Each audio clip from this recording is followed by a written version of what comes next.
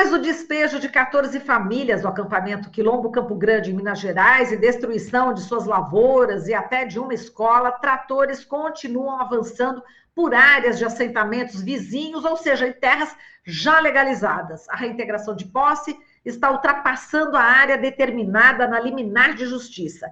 A gente vai falar sobre esse assunto com a Tuíra Tule, que é do coletivo de mulheres Raízes da Terra, da cooperativa camponesa Quilombo Campo Grande, Minas Gerais. Tuíra, seja bem-vinda ao Jornal Brasil Atual, é um prazer recebê-la.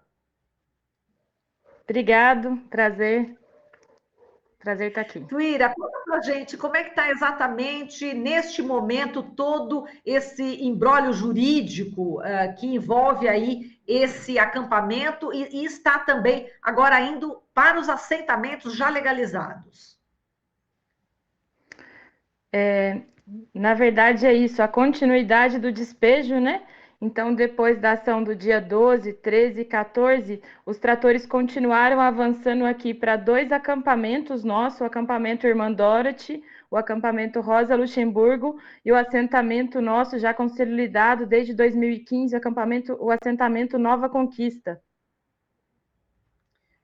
Sim, e aí eu lembro que você, inclusive, denunciou isso, você costuma fazer imagens, viraliza, né, esses vídeos que você faz, Tuíra, e é muito importante essa comunicação. Eu queria saber também como é que está, diante desse avanço, quais as providências que estão sendo tomadas para tentar coibir essa ação, enfim, desses fazendeiros. Mais uma vez, a gente vem junto denunciando judicialmente, né? Seja no Tribunal de Justiça de Minas Gerais, seja na Vara Agrária de Minas Gerais, que é a instância que corre o processo da reintegração de posse, e também aqui na comarca, que é o juiz deprecado de Campos Gerais, que é onde é o juiz que executa as ações. Então, judicialmente, a gente vem fazendo essas denúncias nos 3 âmbitos para que trave essa reintegração. Mas que desde o começo a gente vem também denunciando a ilegalidade da ação em si. Então, desde a área que foi reintegrada, ela é ilegal, não só ilegal no seu perímetro, mas ilegal, né, no sentido de acontecer uma reintegração de posse nesse momento de despejo, de pandemia, um despejo na pandemia, né? Então, foi as duas ações, assim, essas duas ilegalidades que a gente denunciou junto com a sociedade.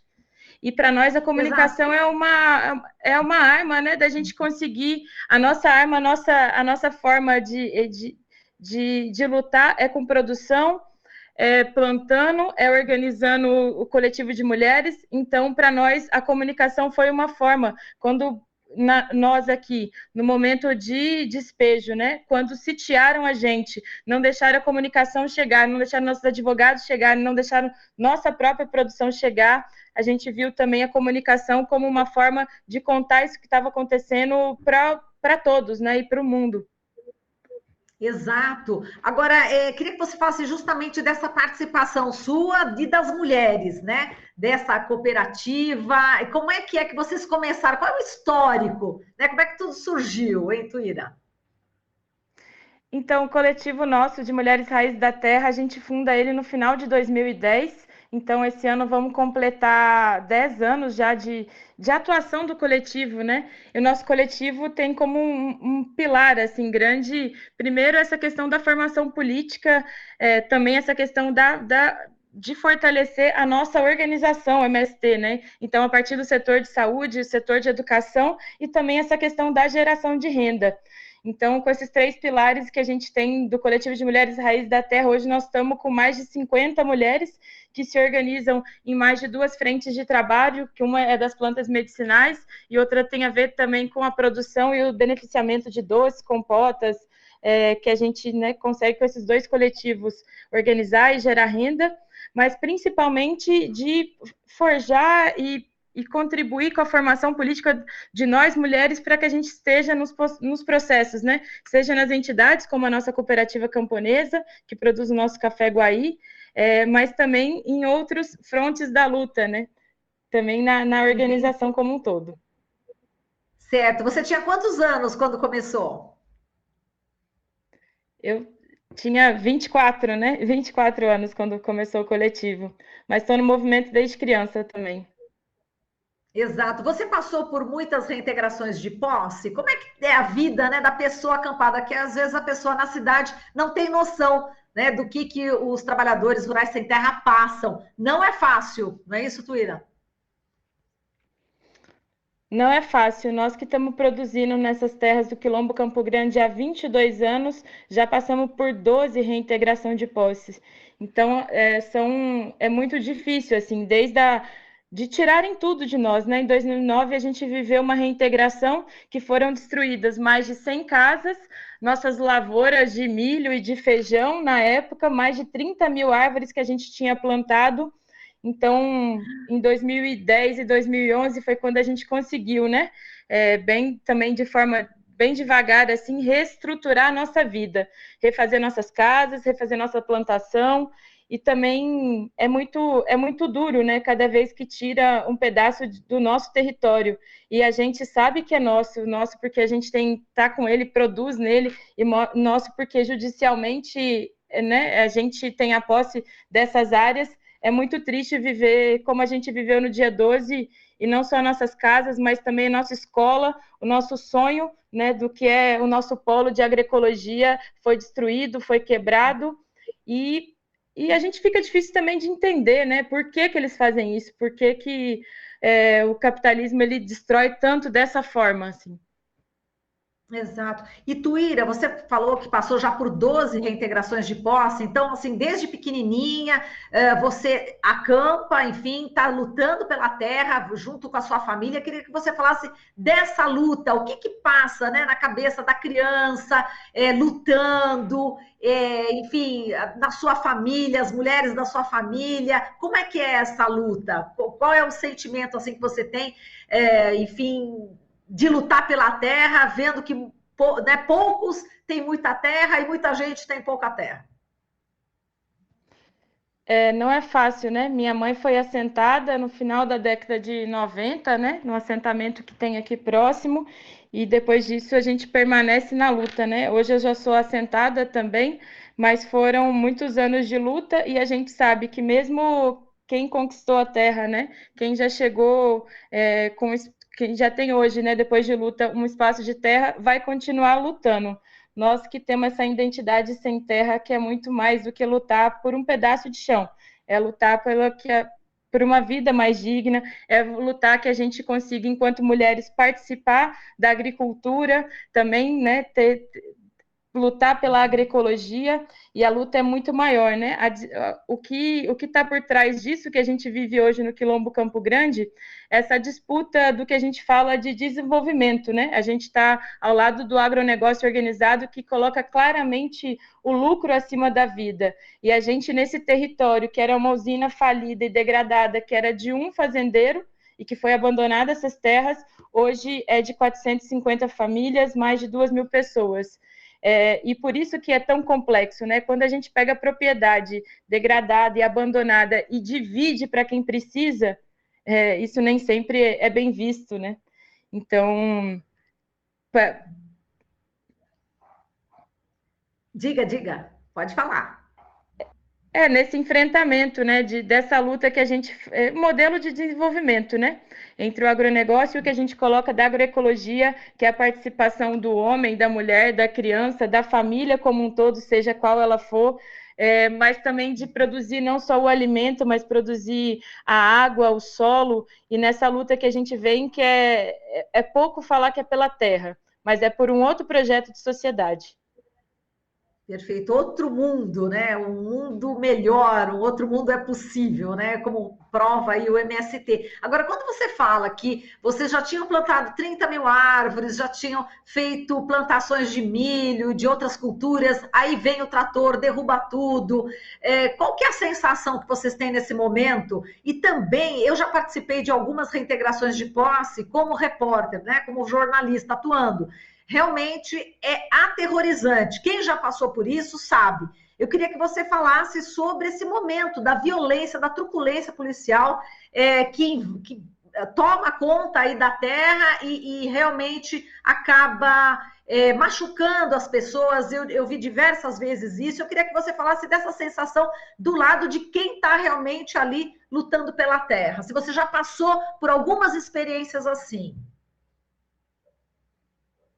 É uma sensação de injustiça muito grande, né? É uma sensação de perca das esperanças nesse momento, ainda mais sendo uma ação ilegal.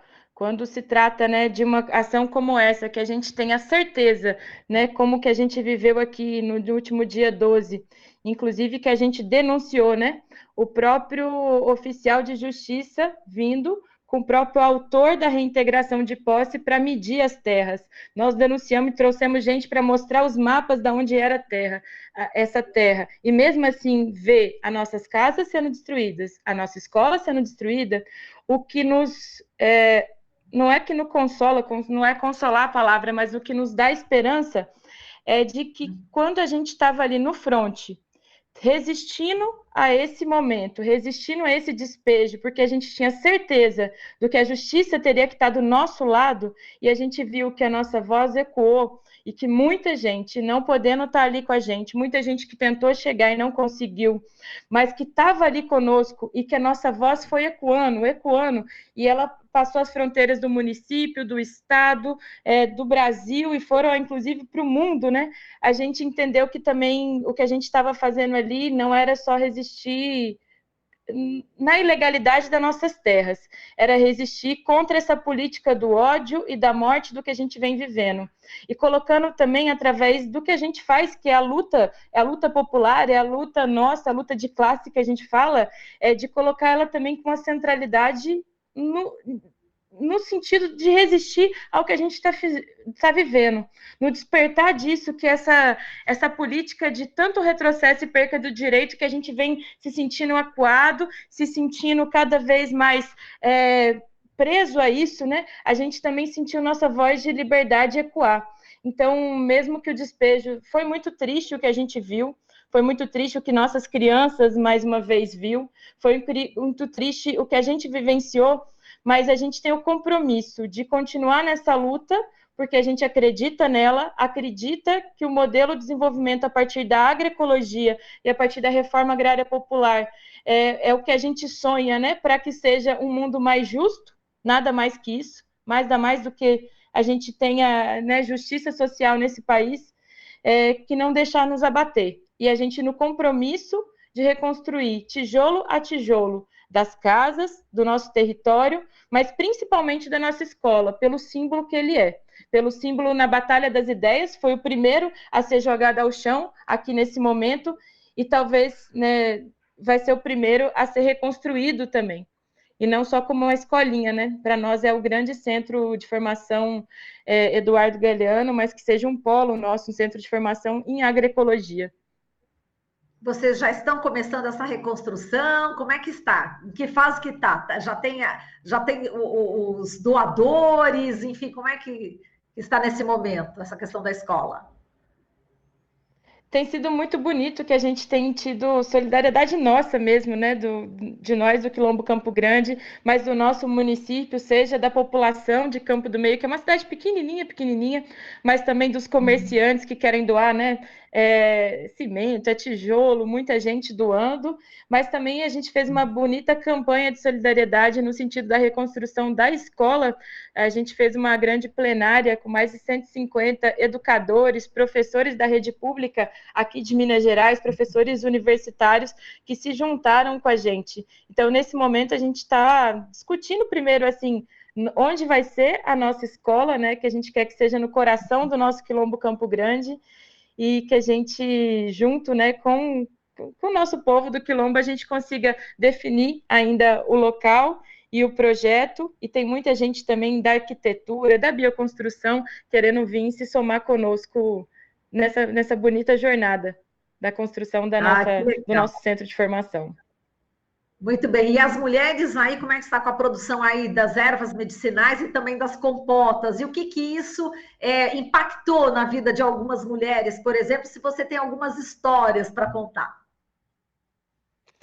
Pois é, a gente está agora, nesse momento, colhendo a camomila. A gente fala que são nossas flores da resistência, né? Durante o inverno todo, a gente colhe ela, vai fazer 8 anos que a gente produz as camomilas, que é uma flor que é importante para nós, principalmente nesse momento, que é de manter a boa imunidade e também o equilíbrio, né, da nossa mente, do nosso coração.